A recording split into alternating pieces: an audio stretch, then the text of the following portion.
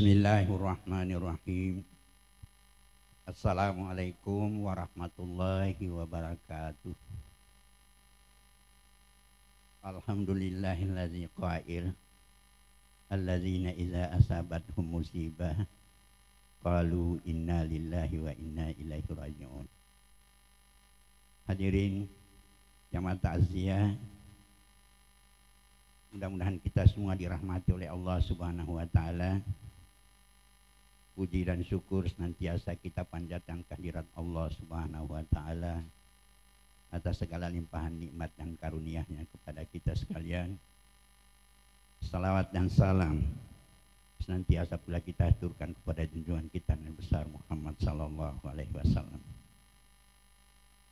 Hadirin dan hadirat yang dirahmati Allah Subhanahu wa taala, alhamdulillah malam hari ini kita akan melaksanakan takziah yang pertama sehubungan dengan berpulangnya ke rahmatullah salah seorang hamba Allah yang sehari-harinya kita kenal atau kita panggil dengan nama Ibu Samsiah, lengkapnya Samsiah binti Sapidin. Almarhumah di kalangan keluarga tentu dikenal sebagai sosok seorang istri dan ibu rumah tangga yang terbaik. Juga di kalangan masyarakat luas, almarhumah dikenal sebagai sosok sahabat dan kawan yang rendah hati dan sopan. Demikian pula di lingkungan kerjanya, Fakultas Ekonomi dan Bisnis UMI. Almarhumah dikenal sebagai sosok karyawan yang tekun bekerja tanpa banyak bicara. Ini almarhumah telah mendahului kita menghadap kehadiran Allah Subhanahu wa taala Rabbul Izzati. Kepergian almarhumah menghadap Sang Pencipta juga mutlak akan berlaku kepada kita semua tanpa kecuali. Karena itu hadirin dan hadirat yang dirahmati Allah, hadiran kita pada malam hari ini selain turut berbagi duka kepada keluarga yang ditinggalkan almarhumah, juga kita mendoakan almarhumah semoga segala kekeliruan dan kesalahannya selama hidup diampuni oleh Allah dan segala amal perbuatannya diterima oleh Allah dan diberi tempat yang layak di sisinya. Amin. Tetapi yang paling penting, kehadiran kita pada malam hari ini untuk kita memetik pelajaran dari peristiwa kematian ini, ya, yang akan memetik pelajaran dari peristiwa kematian ini melalui paparan Tazkiratul Maut yang insya Allah akan diantarkan oleh Al-Mukarram Haji Muksin Ramlan SPDI. Alhamdulillah beliau sekarang sudah bersama kita. Oleh karena itu jamaah rahmati Allah SWT mengawali daripada acara ini, saya mengajak kita semua, mari kita sama-sama membuka acara ini dengan membaca basmalah. Bismillahirrahmanirrahim. Kemudian selanjutnya kita mendengarkan lantunan kalam ilahi yang akan dibacakan oleh kari kita, adik kita, yaitu Muhammad Rizal, kepada Dinda Rizal. Disilahkan dengan hormat.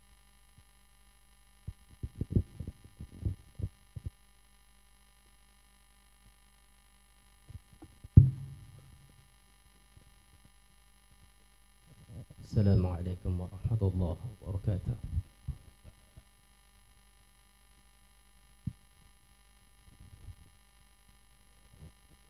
أعوذ بالله من الشيطان الرجيم.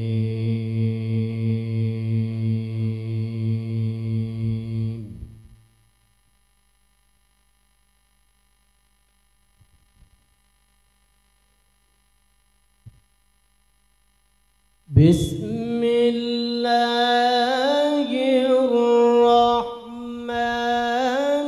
الرحيم.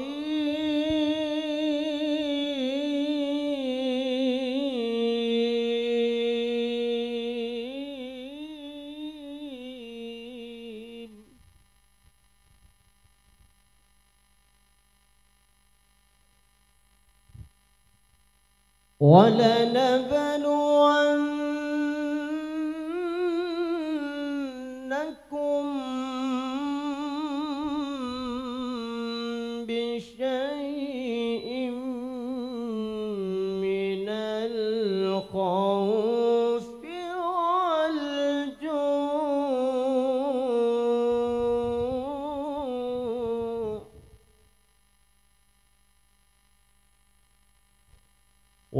والجوع ونقص من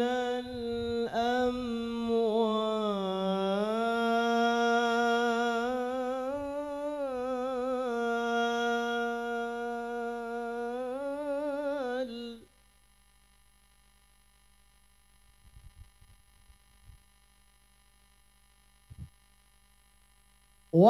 والجوع ونقص من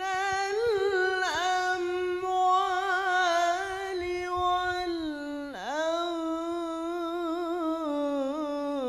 والأنفس والثمرات وبشر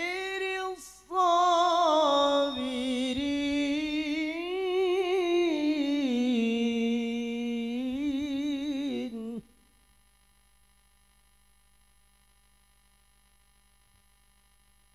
الذين إذا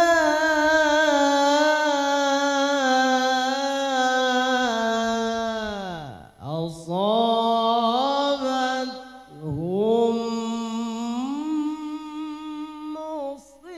مصيبة الذين إذا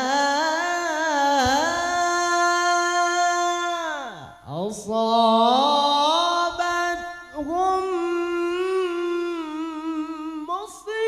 مصيبة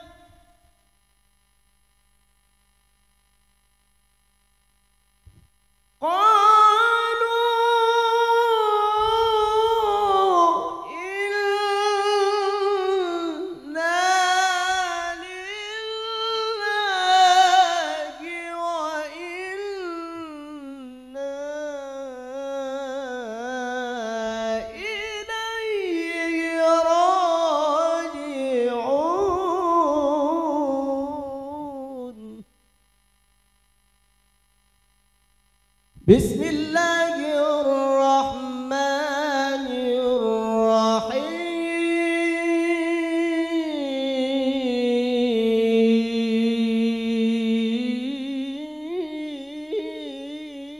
الرحيم يا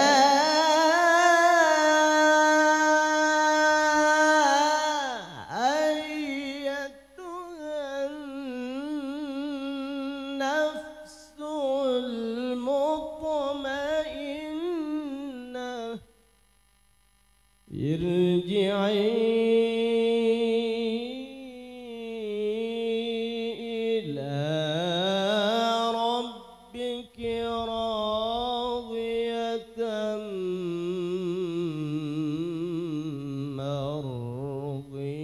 مرضية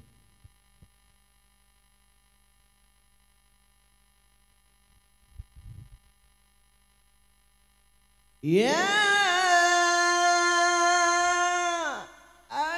أيتها النفس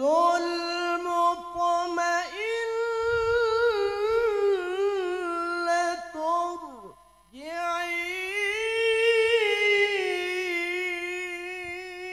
ارجعي إلى ربك راضية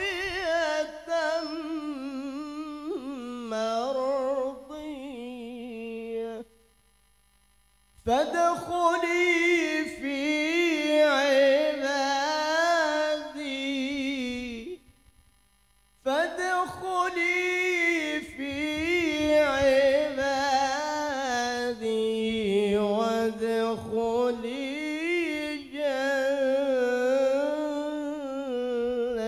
جنتي صدق الله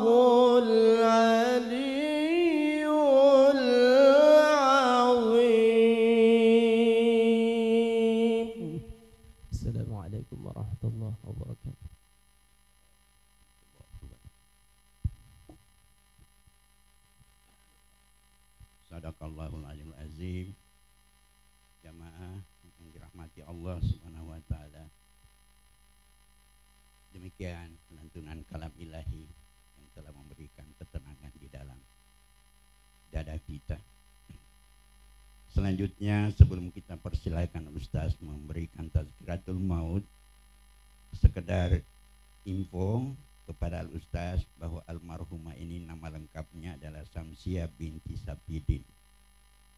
Umurnya kurang lebih 54 tahun. Lahir di Pangkep pada tanggal 18 Agustus 1968. Meninggal di Makassar 17 Mei 2022.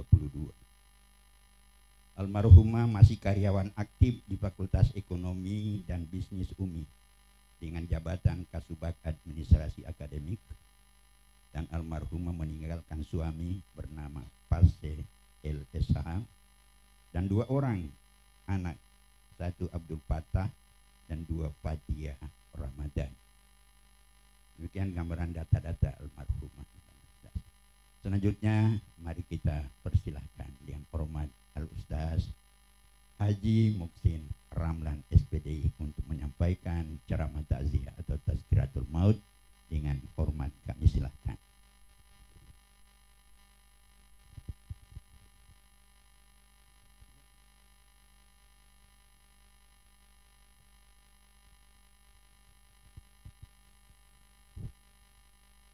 Bismillahirrahmanirrahim. Assalamualaikum warahmatullahi wabarakatuh.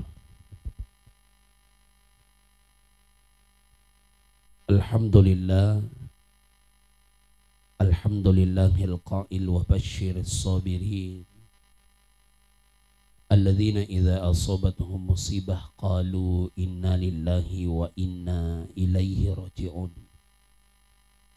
Wassalatu wassalamu ala rasulillahil karim Sayyidina wa maulana Muhammadin wa ala alihi wa sahbihi ajma'in. Subhanaka la ilma lana illa ma 'allamtana innaka antal alimul hakim. La hawla wa la quwwata illa billahil aliyil azim. Hadirin Bapak Ibu jamaah tazkiratul maut yang insyaallah dimuliakan oleh Allah. Alhamdulillah, kalimat pujian kita akan nikmat yang begitu banyak Allah titipkan kepada kita semua.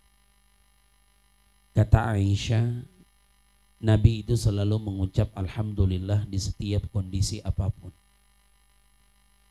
Kondisi dalam hidup kita Bapak Ibu cuma 2. Sesuai harapan dan tidak sesuai dengan harapan. Kalau sesuai harapan hidup, Nabi mengucap alhamdulillahilladzi bini'matihi tatimmus sholihat. Segala puji bagi Allah atas segala nikmat dan sempurnalah kebaikan di dalamnya. Kalau tidak sesuai harapan, Nabi mengucap alhamdulillah ala kulli hal. Segala puji bagi Allah atas setiap situasi. Ini bagus dibikin status. Jadi yang suka buat status di medsos kalau lagi galau tidak usah ketik sembarang. Cukup ketik alhamdulillah ala kulli hal. Di tahun itu berarti lagi tidak sesuai harapan hidup tak. Cuma kalau ada yang buat status begini, yang baca jangan terlalu banyak komentar karena lagi tidak sesuai harapan. Nanti kurang bagus balasannya. Tapi kalau ada yang tulis status alhamdulillahilladzi bini'matihi tatimmus sholihat, ini status boleh dikomentari. Siapa tahu ada racik-racik. Nah, ya. Karena lagi sesuai harapan. Hadirin yang insya Allah dimuliakan oleh Allah. Mati menjadi pelajaran yang terbaik dalam hidup ini. Agar menjadi hamba yang lebih dekat dan takut kepada Allah. Dan itulah hikmah kenapa manusia itu dimatikan satu persatu. Supaya yang hidup mampu mengambil pelajaran dan sebuah renungan dalam hidupnya. Justru kata Ibrahim bin Adham, penyebab manusia hatinya mati sehingga doanya tidak diijabah oleh Allah itu disebabkan diantaranya. Kau katakan mati itu pasti, kata Ibrahim bin Adham, tapi kau tidak pernah mempersiapkan bekal menuju mati.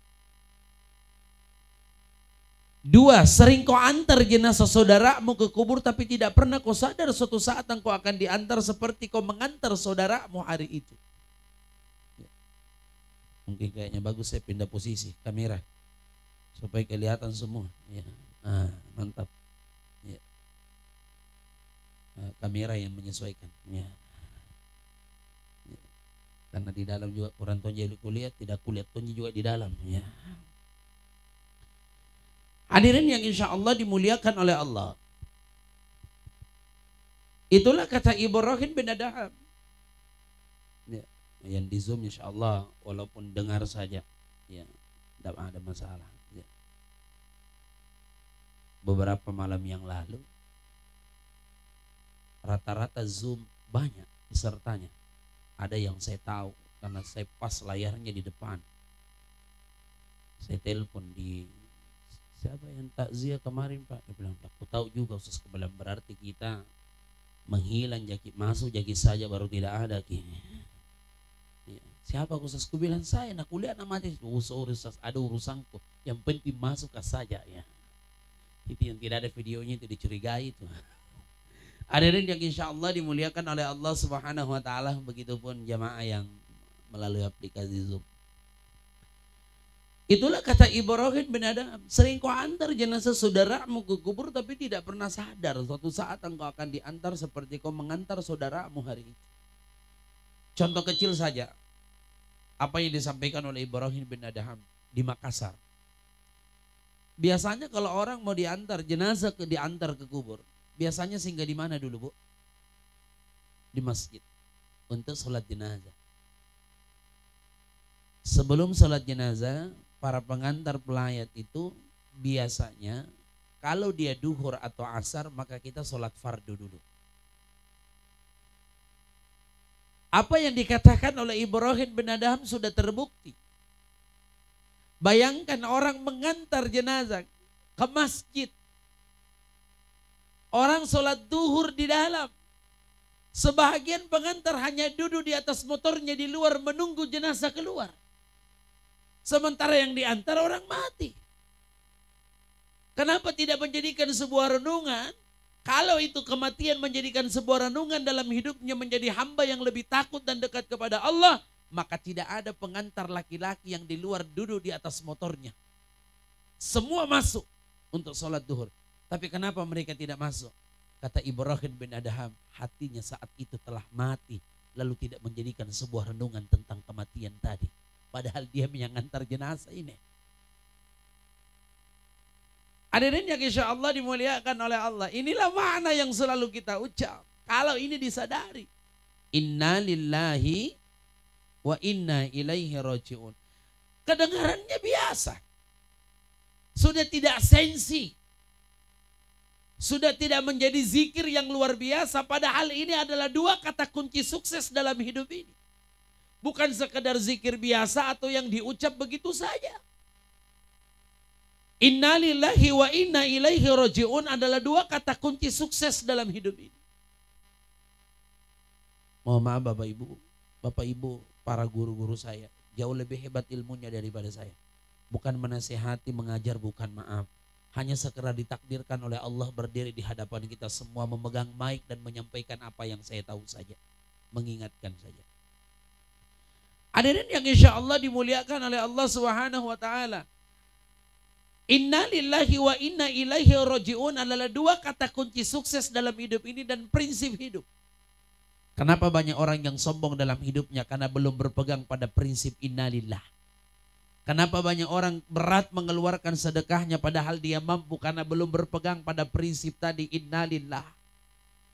Kenapa banyak orang nanti ini di hari raya kurban diberikan kemampuan oleh Allah untuk bisa berkurban tapi tidak berkurban. Dia Tommy diharap di lorong gak bisa bagi kupon, justru dia yang sibuk cari kupon. Ada orang berkurban, dia Tom berteriak di situ, adakah kupon? Padahal dia yang diberikan kemampuan oleh Allah untuk bisa berkurban tapi tidak berkurban. Jawabannya karena belum berpegang pada prinsip innalillah. Apa prinsip innalillah? Prinsip hidup yang tidak pernah merasa memiliki tapi merasa dititipi. Tak ada milik kita. Semua cuma titipan dan pasti akan berakhir. Semua akan berakhir. Mau bangga dengan popularitas, berakhir. Tidak lama gitu, semua yang viral-viral cepat hilang. Masih ingat dulu Norman Kamaru berapa lama ji? Sekarang kalau masih di syuting apa? Jual mami bubur Manado. Hilang, popularitas berakhir. Terakhir yang paling viral apa? Reza yang mirip suaranya di Ardil lah bu. Pokoknya salbuga ke Facebook berandata saing videonya mami Reza. Sekarang masih ada kita lihat bu. Nah, ada hilang pakinta mami yang ada. Popularitas berakhir, pasti berakhir. Setiap yang kita nikmati di dunia ini akan berakhir. Jabatan akan berakhir, pangkat akan berakhir. Makanya biasa kalau ada orang hebat pangkat jabatannya, baru datang di tempat tasya, masih di luar, banyak orang berdiri, masuk, dipersilakan masuk. Kenapa? Jabatannya dihargai. Coba waktu pensiun, ada datang, ada itu siapa itu mantan kepala dinas kan? Suruh saya masuk, biar di situ ke pensiun Tom. Jabatan berakhir, tak ada apa-apanya yang mau dibanggakan. Semua pasti akan berakhir. Mau bangga dengan pangkat jabatan, kekayaan. Biasa gitu. Kalau ada acara kumpul-kumpul keluarga, hadiah datang. Iya, hebatnya dulu itu orang di kayanya di zamannya. Sekarang bangkrut nih. Ada hilang. Semua akan berakhir. Inna lillahi wa inna ilaihi raji'un. Makanya manusia ketika diantar ke kuburnya berapa yang mengantar ibu? Ibu berapa yang mengantar? Dia lihat aja. Berapa ibu? 3. Yang pertama apa? Hartanya. Yang punya mobil, mobilnya mengantar, hartanya ikut mengantar. Tinggal mobilnya, pulang semua. Tidak ada yang tinggal. Gigi palsu lagi nanti tidak boleh ikut. Jadi harus dibuka, ya dibuka. Kita bilang tidak bisa, jadi dibuka. Aku bilang kenapa bisa? Mengenal lem Korea Ustaz. Mana sambaran tuh? Wa ahlihi, yang kedua keluarganya mengantar, istrinya, anaknya, suaminya, orang tuanya, keponakannya, tetangganya, kerabatnya, semua mengantar. Tidak ada yang tinggal, pulang semua. Istri biar bagaimana sayangnya ketika meninggal suaminya, tidak ada istri yang rela dikubur bersama suaminya. Kecuali Vanessa Angel, Kamati Tongi. Tidak ada. Makanya itu istri luar biasa itu kalau meninggal suaminya. 2 gitu lakukan. Kalau tidak menangis pingsan, capek berteriak, pingsan, capek pingsan, bangun lagi berteriak lagi. Itu gitu, pingsan. Maram pingsan, maram pingsan. Dan saya belum pernah lihat suami meninggal istrinya pingsan suaminya. Tidak pernah Pak lihat. Tapi sedihnya itu luar biasa suami. Itu bedanya istri dengan suami. Ya. Tapi pernah Kak ceramah. Istrinya meninggal, ada suami tanya Kak. Suaminya tanya, dia bilang Ustaz saya suaminya almarhumah, iya. Boleh bertanya Ustaz? Aku bilang boleh. Apa pertanyaan apa? Dia bilang berapa lama itu masa iddahnya suami kalau meninggal istri? Aku bilang tidak belajar ini orang. Tidak ada masa iddah suami, Pak, yang ada masa iddah istri. Dia bilang tidak ada Ustaz, bahagia. Aku bilang berada, dia bilang simpan ini. Ya. Rasulullah itu sedihnya luar biasa ketika meninggal istrinya Khadijah. Makanya bolehkah menangis? Boleh, tidak dilarang. Tidak, yang dilarang dalam agama adalah meratap. Karena kata Nabi menangis itu adalah rahmat bagi hati yang sedih.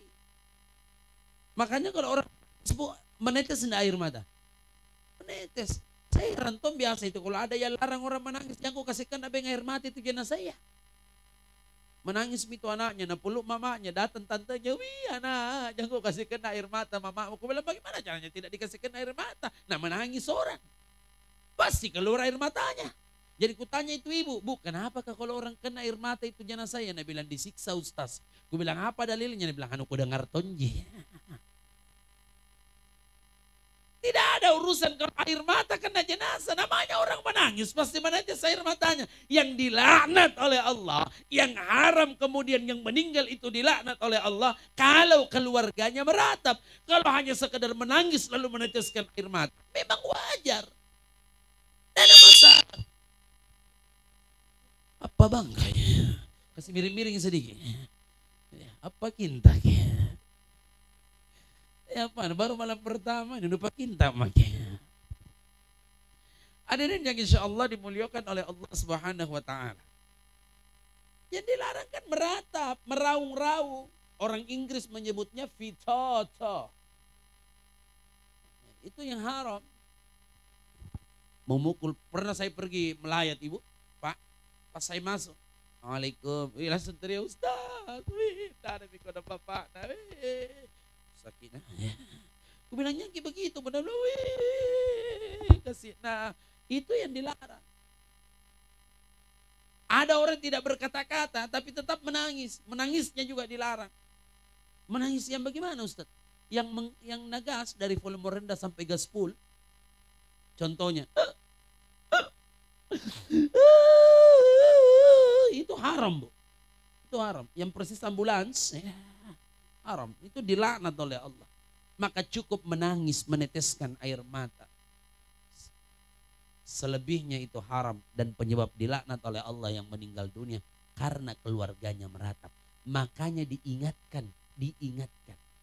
Wajib mengingatkan kalau ada yang seperti itu. Tidak boleh begitu. Dia pernah pergi melayat, anaknya setengah mati menangis. Saya tanya, tidak boleh begitu. Dia tidak lama kemudian berteriak misalnya, dilaknat mamamu, menangis saja. Tidak boleh begitu, diam. Sekali ku tegur, capek mengapa ku tegur, balas kata bilang, pore maki kita bicara begitu, Ustaz, kamu kan mama tak meninggal. Coba be mama tak meninggal. Sembarang tongin orang itu. Tidak mama ingatkan, sebentar Nabi bilang bapakku saya. Hadirin yang insya Allah dimuliakan oleh Allah. Yang tinggal apa ibu? Amalnya. Makanya gajah mati meninggalkan gading. Harimau mati meninggalkan belang. Manusia mati meninggalkan nama. Dua nama, baik atau buruk. Kalau dia orang baik maka dikenang kebaikannya. Itulah makna yang disebut selalu selama ini adalah panjang umur. Panjang umur itu bukan berbicara tentang angka Pak, bukan. Kualitas dari angka tadi. Bukan 50 panjang umur tambah 10 jadi 60. Bukan, itu sudah ketentuan. Almarhumah sudah ketentuan 54 tahun. Itu sudah ketentuan. Tapi kenapa disebut ada doa yang disebut panjang umur? Almarhumah telah lama meninggal dunia. Kelak masih sering dicerita di Fakultas Ekonomi. Baik itu almarhumah, luar biasa itu almarhumah. Itu almarhumah waktu hidup begini. Asal ada kebaikan yang pernah dilakukan, kemudian orang teringat. Itulah yang disebut dengan panjang umur. Kami tidak ada, tapi kebaikannya masih dicerita terus. Coba melihat itu syarat dengan makna orang tua kita dulu. Kalau ada orang dicerita baiknya. Kalau ada orang dicerita, tiba-tiba dia muncul yang dicerita tadi. Apa dia bilang orang tua tak? Panjang umurmu.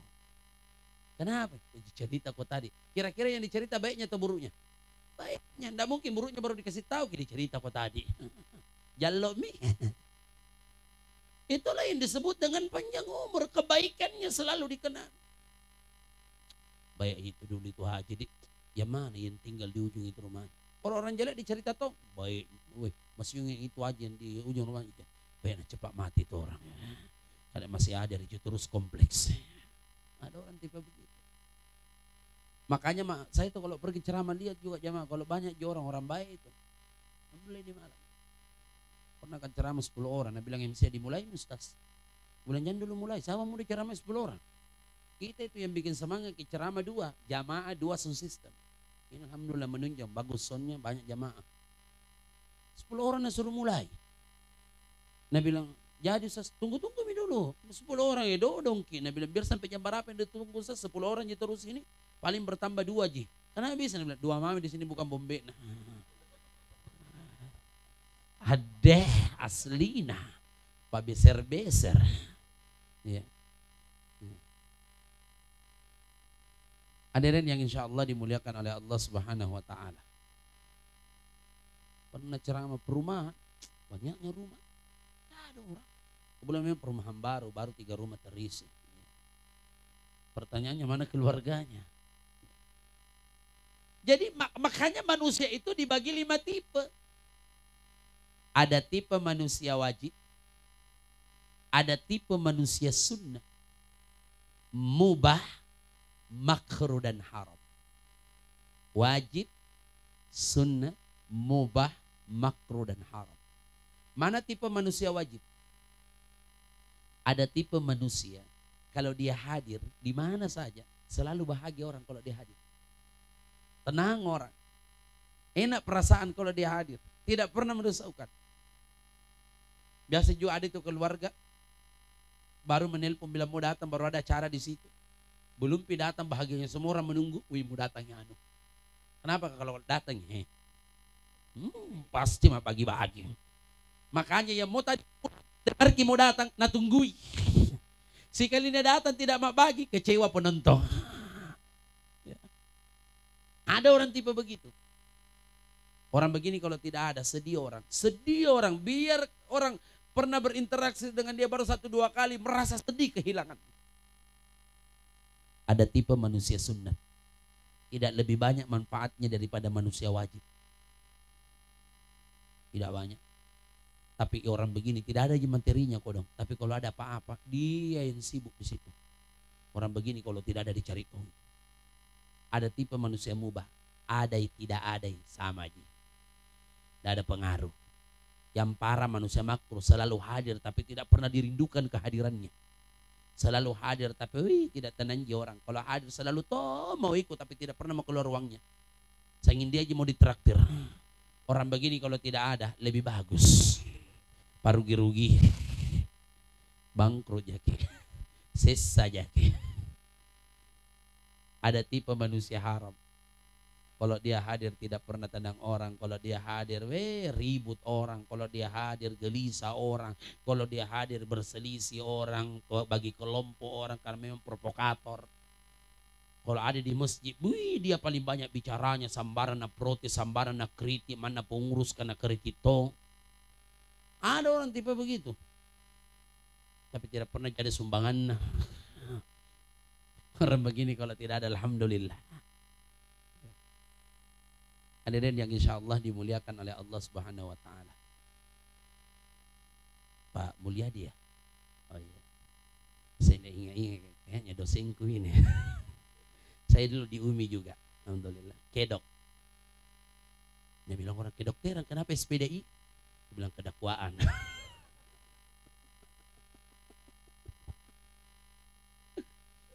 Saya itu biar lama kan awal-awal semester ini Pak Mulyadi. Saya masih ingat itu. InsyaAllah. Hadirin yang insyaAllah dimuliakan oleh Allah. Saya pikir itu kompleks UMI cuma yang di sana. Nggak ku tahu bilang ada di sini. Jadi setengah jam mata putar-putar di sana. Mana ini Tasya? Ku telepon pengaji di mana Ki? Dia bilang anu Ustaz. Di sini Mai. Ku bilang mana? Nggak ada Tasya ini tak putar-putar Kak. Dia bilang jangki di situ. Lewati jembatan. Oh iya coba.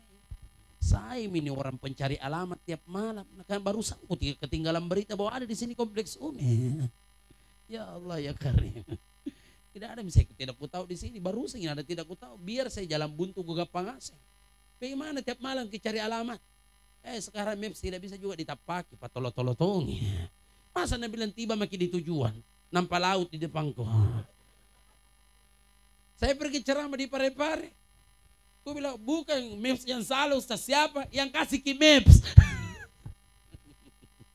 Masa dia bilang Anda sudah tiba di tujuan. Aku bilang cocok ini Ki Maps. Iya Ustaz cocok itu. Dia bilang aku bilang tiba di tujuan. Tiba tapi laut ini di depanku ini. Di mana kamu ceramah? Hadirin yang insya Allah dimuliakan oleh Allah Subhanahu wa ta'ala. Jadi hadirin, tipe manusia wajib. Inilah kebaikan-kebaikan yang akan kita kenang nanti. Dikenang kebaikan kita. Dan itulah yang menjadi amal jariah. Setiap apa yang pernah kita lakukan, kebaikan itu. Makanya tidak ada yang patut dibanggakan. Wallahu akhrajakum min butuni ummahatikum la ta'lamuna syai'a. Dan Allah yang keluarkan kita semua dari perut ibu kita. La ta'lamuna syai'a.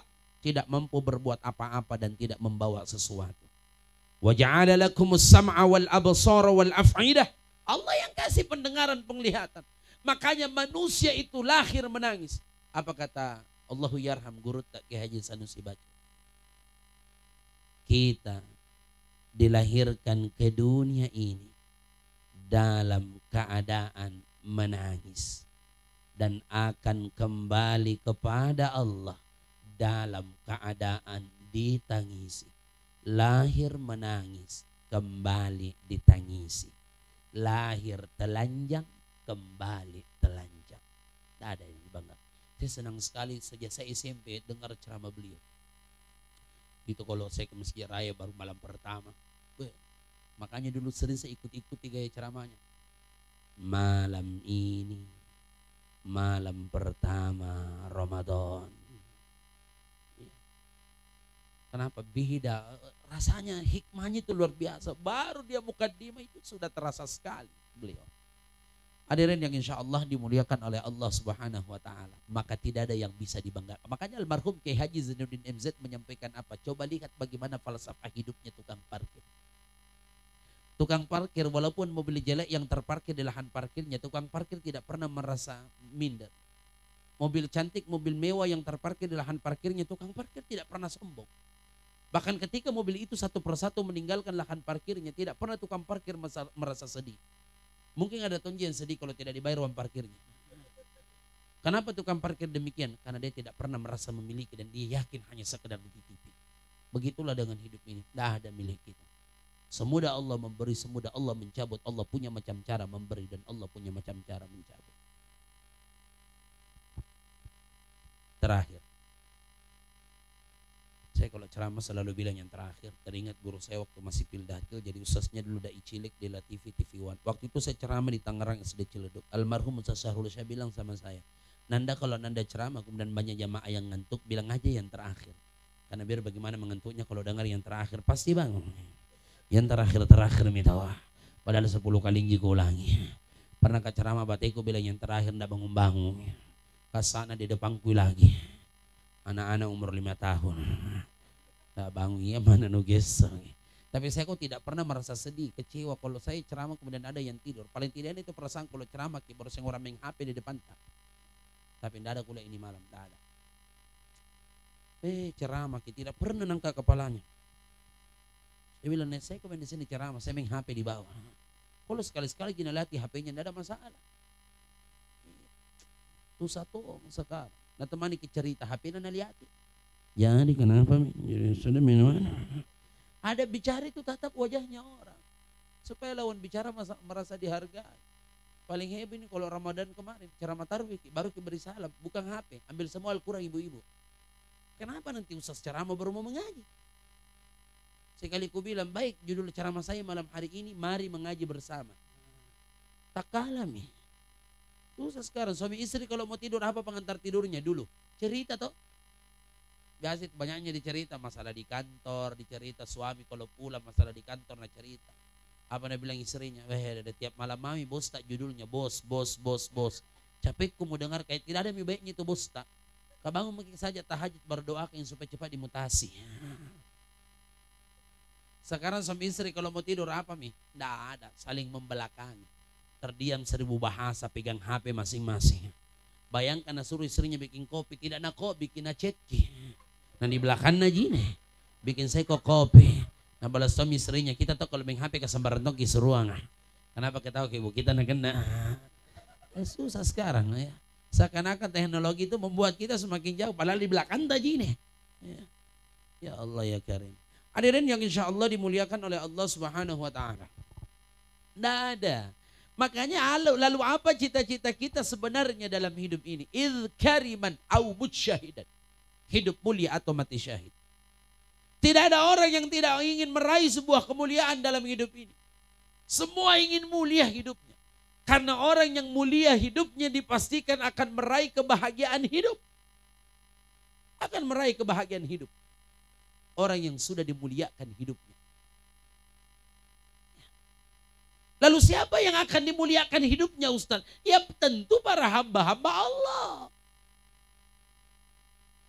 Siapa hamba Allah itu? Kalau kita ditanya apakah kita ini hamba Allah? Iya Ustaz, kami hamba Allah. Tapi bisa jadi hanya sebatas pengakuan tapi tidak pernah diakui oleh Allah. Kutanya ke ibu, kita tahu Nikita Mirzani. Nikita. Kira-kira kalau kutanya Nikita, nah tahu Jaki? Itu yang jadi masalah. Tahu tapi tidak ditahu. Mengakui tapi tidak diakui. Jangan sampai selama ini mengaku hamba Allah tapi justru hamba syaitan. Mengaku hamba Allah tapi justru hamba jabatan, hamba dunia, hamba harta, hamba manusia. Hamba Allah tapi tidak sholat, hamba Allah tapi zalim, hamba Allah tapi maksiat. Abu Ayyub bin Hisham yang diceritakan dalam kitab Musyakafatul Qulub karangan Imam Al-Ghazali. Beliau mengakui tapi tidak pernah diakui. Kenapa beliau mengakui dirinya? Setiap saat bermunajat, tiap malam tahajud tidak pernah dia tinggalkan. Lalu dia tanya malaikat, kata malaikat, tidak pernah kucatat namamu sebagai hamba pecinta Allah. Cuma karena satu, jelek hubungannya sama sesamanya. Dia punya saudara tapi tidak pernah ada bantu saudaranya. Padahal dia mampu. Abdul Rahman bin Auf beda. Dia diakui tapi tidak pernah mengakui dirinya.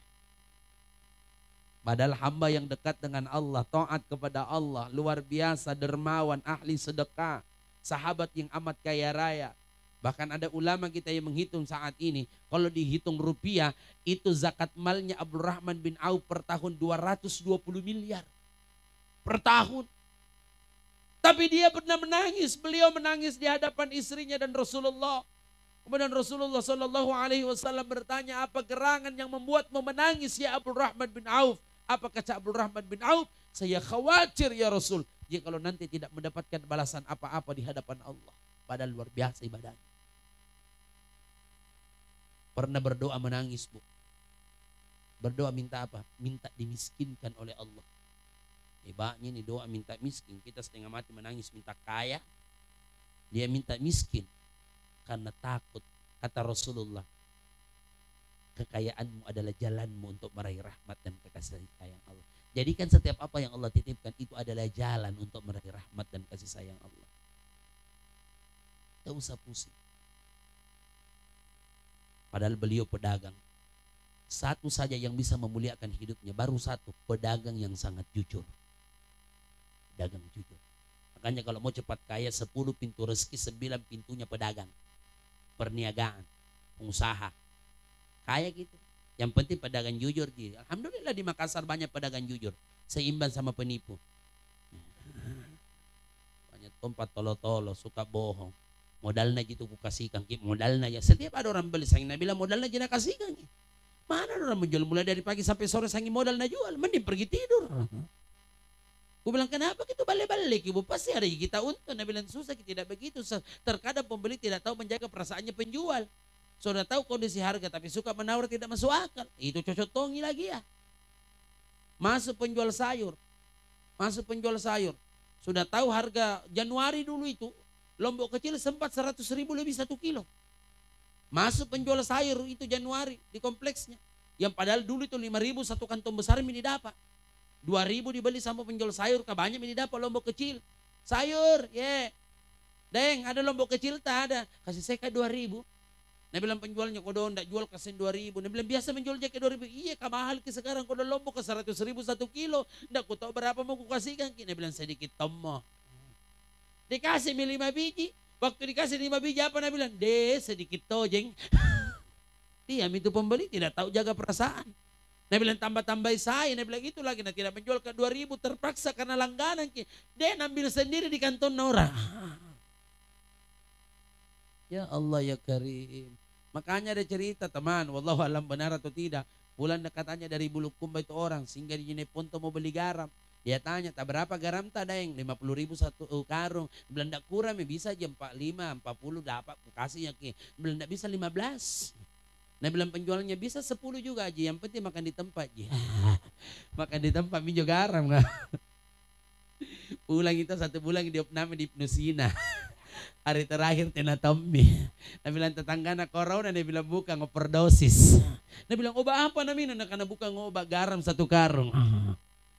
Hadirin yang insya Allah dimuliakan oleh Allah Subhanahu Wa Taala. Itu Abdul Rahman bin Auf. Maka hamba Allah itu yang mana? Hamba Allah itu adalah yang pertama, yang kuat tauhid. tauhidnya kepada Allah. Makanya orang yang beruntung dalam agama kita siapa? Illalladzina amanu. Amanu itu tauhid, yakin. Tidak ada tempat berharap, bergantung, selain hanya berharap kepada Allah. Makanya anak dari kecil diajarkan tauhid. Biasa ibu majelis taklim tanya ke Ustadz, apa doanya, kiatnya supaya anak kami rajin sholat. Saya tanya, berapa kuburnya nak tabung? Dia bilang 25 Ustaz. Dia bilang terlambat. Terlambat kenapa Ustadz? Saya bilang kenapa nanti umur 25 mengambil sikap, padahal Nabi mengatakan berapa bu? Umur 7 tahun anakmu tidak sholat, ambil sikap. Anakmu 7 tahun tidak sholat, kau perintahkan sholat, tidak sholat, mulai tegas. Anakmu 7 tahun kau perintahkan sholat, tidak sholat, mulai gelisah. Karena memang puncak kemasan setiap anak itu di umur 7 sampai 8 tahun. Puncak. Hasil riset penelitian mengatakan apa? 0 sampai 7. Nabi sudah tahu dari dulu, umur 7 tahun itu puncak kemasan setiap anak untuk kita bentuk karakternya dari pondasinya dari awal. Susah anak-anak disuruh masih anak-anak, tidak bisa pasang prinsip begitu, biar Tommy. Mau sembahyang baru sudah disuruh sembahyang selesai, yang penting bukan bapaknya begitu sembahyangnya. Tidak apa-apa, namanya anak saya yang tua 7 tahun. Saya bahkan wajibkan ke masjid. Waktu itu dia pulang sekolah jam 3, tiba di rumah setengah 4 sore, 2 bulan yang lalu. Kemudian pas azan saya bilang, ayo simpan tasnya, ndak usah ganti baju, langsung ke masjid. Apa dia bilang, ayah ndak ke masjid kak dulunya asal, lambat kak pulang toh, capek ki, istirahat dulu. Ndak boleh di masjid, nanti setelah istirahat dari masjid harus istirahat. Apa dia bilang, ayah di rumah mak kodong, kalau di rumah 5 rakaat kak. Ku tambahi pisah 1. Siapa suruh ku tambahi? Ini aslinya bid'ah iya. Bid'ah. Aslinya bid'ah. Anu 4, ku tambahi 1. Iya betul.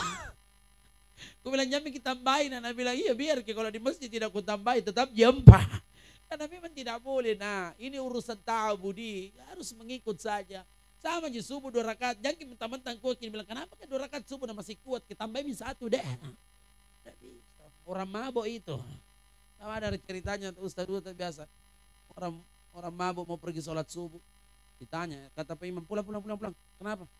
Kau bilang, siapa bilang mabuk Pak Imam? Tidak boleh orang sholat mabuk. Pulang. Mau kemana? Ke masjid Pak Imam sholat subuh. Tidak. Siapa bilang mabuk Pak Imam? Coba saya tes, berapa rakaat sholat subuh? Dia bilang 3 kapang. 3 rakaat. Dia bilang Pak Imam mabuk betul. Kau pulang. Ketemu di jalan orang yang mau pergi ke masjid. Dia bilang, pergi kemana kita Pak Ji? Dia bilang, mau ke masjid. Pulang memang sebelum Pak Imam suruh kita pulang. Kenapa? Saya saja disuruh pulang. Dia bilang, kenapa? Kau disuruh pulang karena mabuk. Kau dia bilang, siapa bilang? Kuteski. Berapa rakaat sholat subuh? Dia bilang 2. Dia bilang, saya saja 3. Nah disuruh kau pulang, apalagi kita kurangi. Aslinya orang mabuk.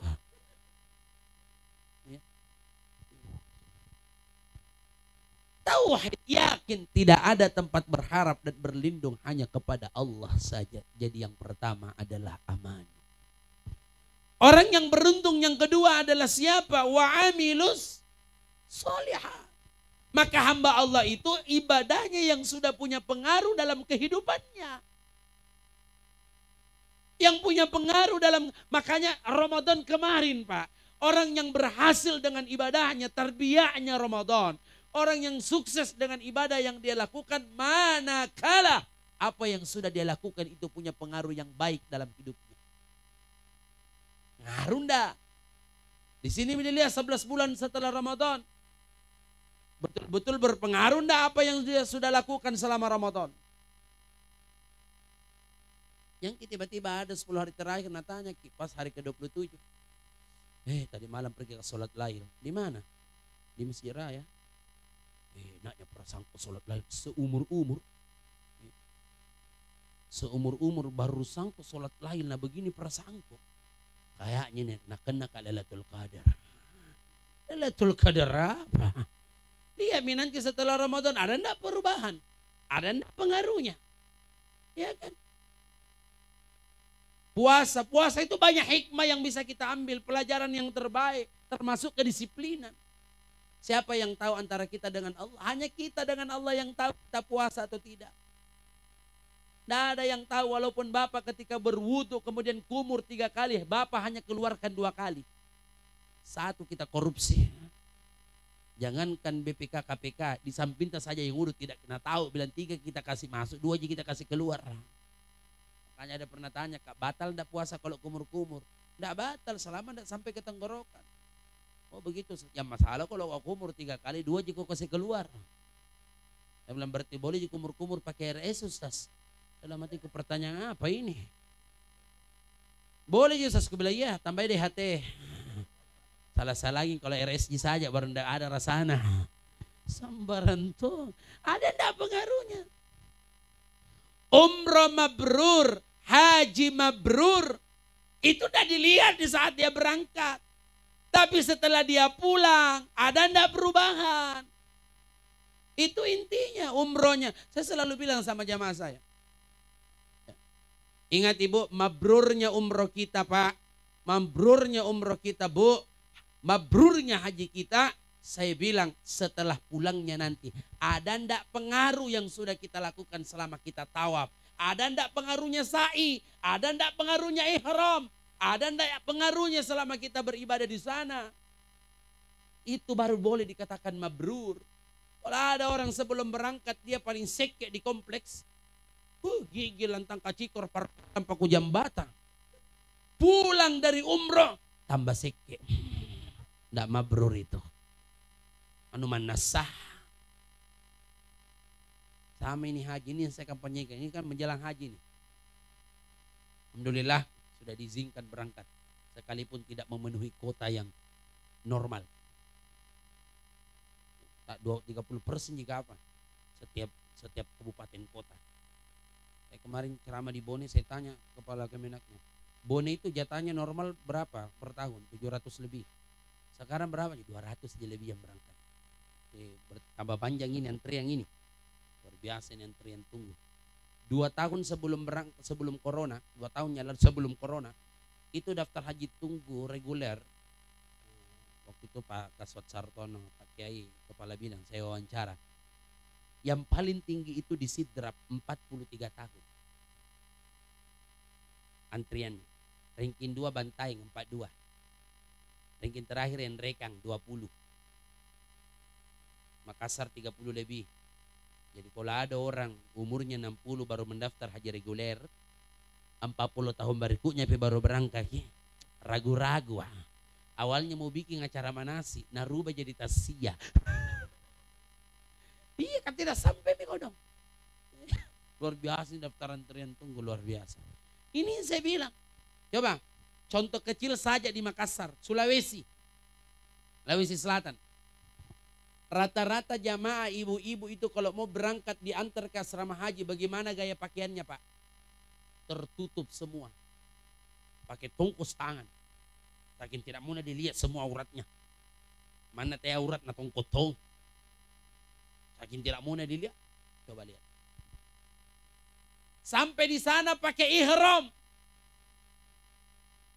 Ihram itu adalah menutup semua aurat pakaiannya. Menutup, bukan membungkus. Beda itu menutup, beda membungkus. Kalau membungkus burasa. Makanya kalau ada orang pakai yang baru terbentuk lekuk tubuhnya, dia tidak menutup, dia sedang membungkus auratnya. Karena persis buras. Legging baru mangset, nampak tocok mau dah. Maka tena tanjak burasa. Dia tidak menutup, dia sedang membungkus auratnya. Karena syaratnya menutup itu tidak terbayang-bayang pakaian di dalamnya, tidak transparan dan tidak terbentuk lekuk tubuhnya. Saat ihram para wanita itu tidak boleh kelihatan auratnya. Jangankan orang lain Bapak Ibu, ketika Bapak Ibu pakai ihram, jangankan orang lain, muhrim tak saja tidak boleh lihat auratnya. Suami tak tidak boleh lihat, haram melihat auratnya di saat kita berihram. Karena kapan kita kasih lihat, maka kena dam. 1 ekor kambing untuk 1 pelanggaran. 2 kali melanggar 2 ekor, 3 kali melanggar 3 ekor, banyak kali 1 kandang. Bayangkan tidak boleh kelihatan auratnya. Tapi coba lihat jemaah Sulawesi sebagian.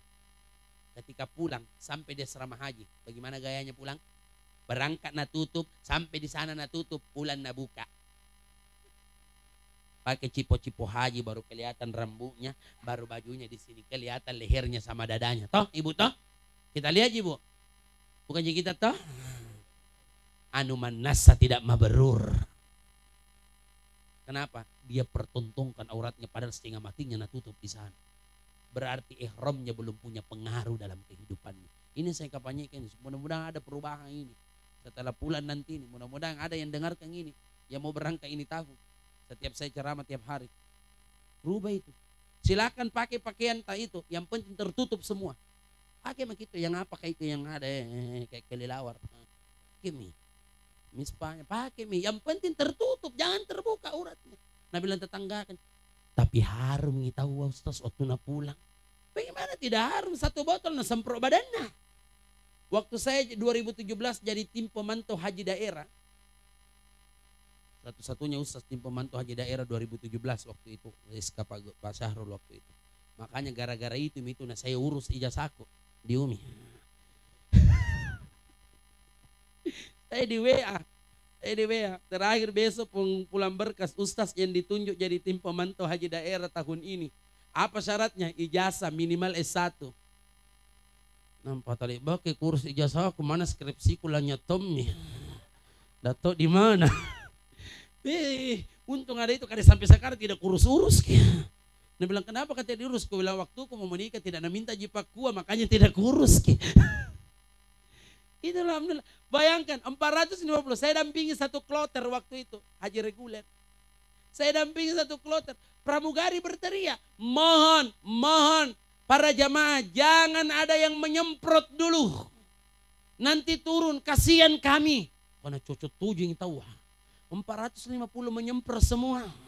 Maka tina na pinsang nyo pramugari. Satu rasa itu 450 rasa di atas pesawat. Itu minabatina maram-maram pramugari. Minta tolong lagi sama saya, tolong di samping Ustaz. Nanti dibawa baru menyemprot. Karena satu botol menton na jenikis. Supaya kalau pulang baru dipeluki harumnya. Gaya aja pencitraan. Mabrurnya itu setelah pulang ada tidak pengaruh ibadah. Makanya wa amilus solihat. Hamba Allah itu yang setiap waktunya itu menjadi, setiap waktu yang dia lalui itu menjadi amal soleh, kebaikan. Kebaikan amal soleh yang dia lakukan dalam hidupnya. Bisa Ustaz? Bisa. Karena amal soleh itu syaratnya cuma 2. 1, niatnya tulus. 2, caranya benar. 1, niatnya tulus. 2, caranya benar. Itu amal soleh. Kalau niatnya tulus, caranya salah, tidak dihitung. Tak baliknya, caranya benar, niatnya tidak tulus, juga tidak terhitung amal soleh. Yang seperti ada anak muda mau menyeberang, ketika mau menyeberang ada nenek tua dia lihat. Langsung dipegang tangannya itu nenek tua, ada bawa lari menyeberang itu nenek. Belum sempat menolak neneknya sudah sampai di seberang. Marah-marah itu nenek. Dia bilang anak muda, kenapa nenek marah? Seharusnya nenek berterima kasih karena saya sudah bantu menyeberang.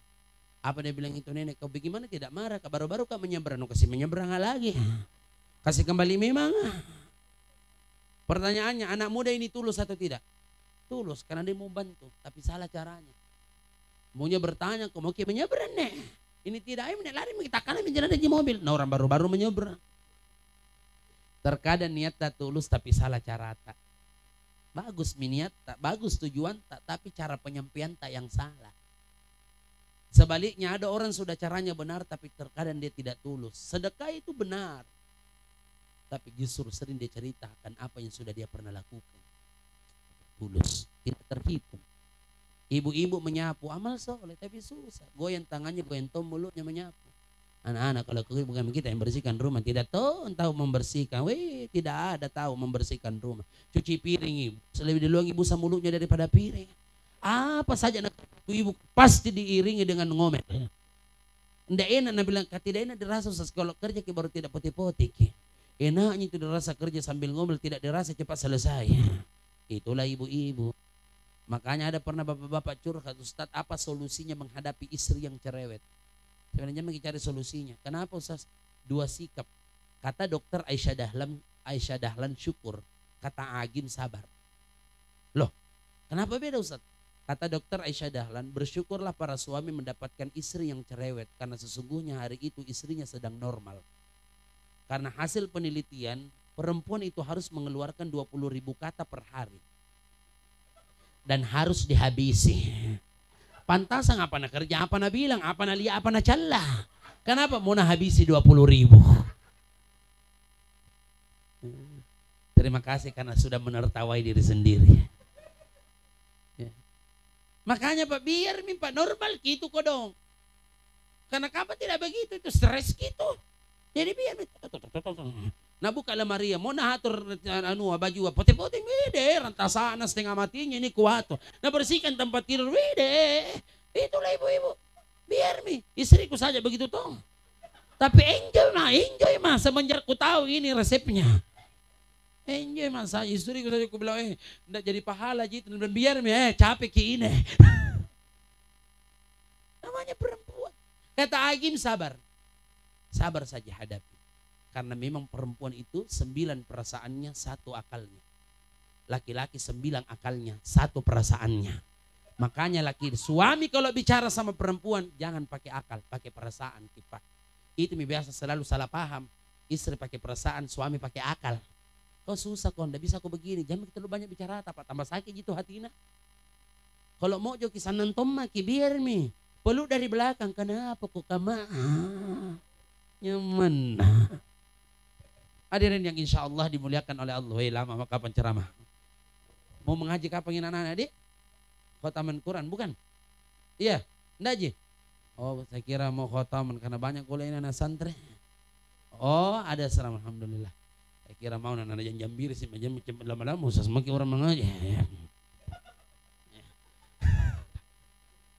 Pernah tahu nggak begitu tuh kok jadi santri? Kalau lama ceramah itu entah siapa baru kita mungkin mengaji setelah mengaji khotam Quran. Biasa dibilang dia mati cepat. Soalnya mau kita mau tunjuk cepat pulang. Oh saya kira alhamdulillah. Ada dan yang insya Allah dimuliakan oleh Allah Subhanahu Wa Taala. Ada wa'amilus salihat, jadikan setiap yang kita lakukan itu menjadi ladang amal soleh. Karena cita-cita kita semua adalah akhir dalam kebaikan. Karena orang-orang yang matinya baik, malaikat mencabut nyawanya, memberi salam malaikat. Buka Al-Quran, surah An-Nahl ayat 32. Alladzina tatawaffahumul malaikatu thayyibin. Ketika malaikat mewafatkan manusia itu dalam kebaikan, maka malaikat berkata kepadanya, yaquluna salamun alaikum udkhulul jannah bima kuntum ta'malun. Selamatlah kamu dan masuklah kamu ke dalam surga terhadap apa yang kau lakukan dan apa yang telah engkau kerjakan. Tersenyum karena malaikat sudah memperlihatkan surga untuknya. Insya Allah kita demikian. Amin. Oleh karena itu jangan sia-siakan waktu yang Allah berikan kepada kita. Inilah menjadi sebuah renungan kematian untuk kita. Bahkan kata Allah, waqtilafil laili wan nahar la ayatil liulil albab. Pergantian siang dan malam itu kabar berita dari Allah bahwa kesempatan kita berbuat baik semakin berkurang. Itulah Ibnu Mas'ud kalau melihat matahari terbenam, beliau apa? Beliau bersikap dengan cara meneteskan air mata. Sahabat bertanya, ya Ibnu Mas'ud, apa gerangan yang membuat air matamu menetes? Kata Ibnu Mas'ud, kalau matahari terbenam itu tanda umurku berkurang, yang kutangisi karena amalanku tidak pernah bertambah. Maka kata Ibnul Qayyim Al-Jauziyah rahimahullah, hati-hati menyenyakan waktu, karena menyenyakan waktu itu lebih berbahaya daripada mati. Mati hanya memisahkan kita dengan dunia dan penduduknya, tapi menyenyakan waktu itu memisahkan kita dengan Allah dan negeri akhirat. Dunia sementara, dunia hanya sarana, akhirat adalah tujuan. Ala hadhihi niyya wa ala kulli niyatin salihat wa bil khusus ila ruh al-marhumah Syamsiyah binti Safi. Al-Fatihah.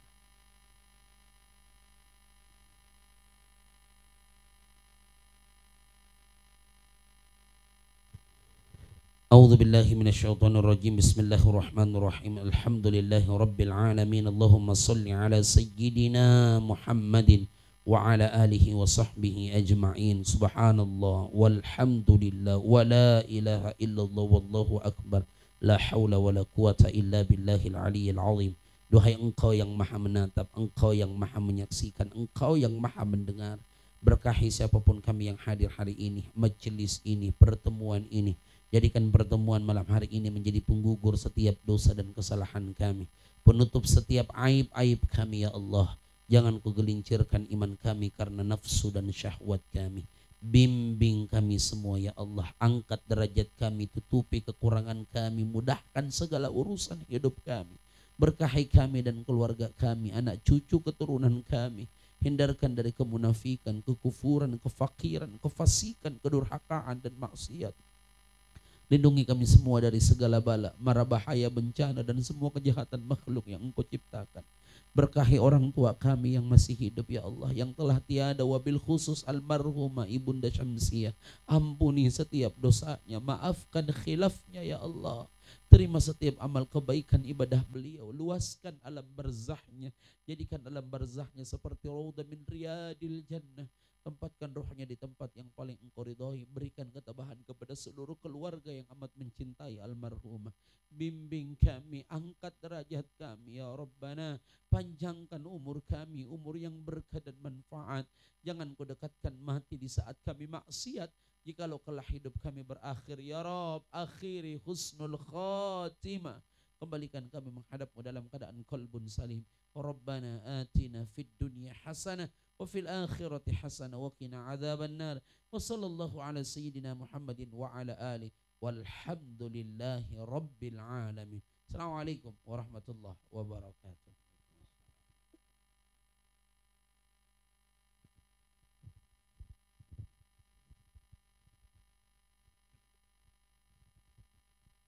Bapak Ibu yang dirahmati oleh Allah Subhanahu wa taala, demikian Tazkiratul Maut atau ceramah takziah pada malam pertama ini. Kepada Ustaz kami ucapkan terima kasih. Kemudian selanjutnya mewakili keluarga almarhumah menyampaikan kepada Bapak dan Ibu sekalian bahwa diharapkan kebersamaannya kembali besok malam untuk mengikuti takziah malam yang kedua yang kita rencanakan insyaallah. Jamaah rahmati Allah Subhanahu wa taala, sampailah kita pada penghujung acara. Marilah kita bersama-sama menutup kegiatan acara takziah malam pertama ini dengan sama-sama membaca basmalah. Alhamdulillah. Alhamdulillahirabbil alamin. Wallahul muwaffiq ila aqwamit thariq. Wassalamualaikum warahmatullahi wabarakatuh.